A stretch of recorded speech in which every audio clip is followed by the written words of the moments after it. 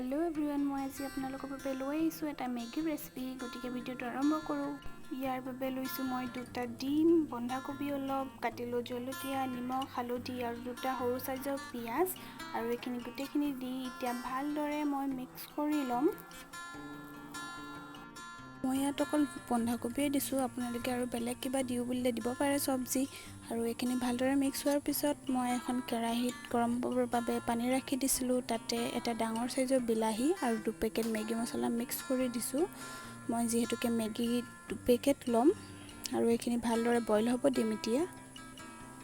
বিলাহীখিনি অলপ সিজাৰ পিছত মই 2 পেকেট মেগী ইয়াত মিক্স কৰি দিম আৰু এইখিনি ভালদৰে সিজাই লম এতিয়া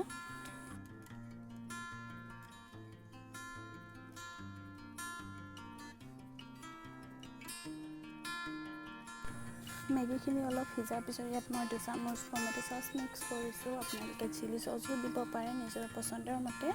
এইখিনি ভালদৰে সিজিছে অলপ লৰাই মই কাঢ়ি লম মেগীখিনি কাঢ়ি লোৱাৰ পিছত মই অলপ ঠাণ্ডা হ'ব দিম তাৰ পিছত যোনখিনি ডিম ফেটি ৰাখিছিলোঁ তাৰ লগত মিক্স কৰি দিম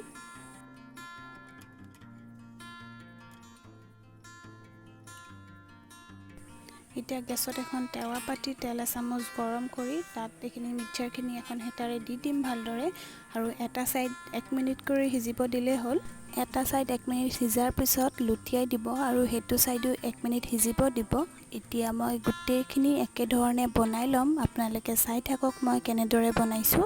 আৰু আপোনালোকে যদি ৰেচিপিটো ভাল পালে এবাৰ প্লিজ বনাই খাই চাব আৰু বনাই খালে মোক কমেন্ট কৰিব আপোনালোকে কেনে পালে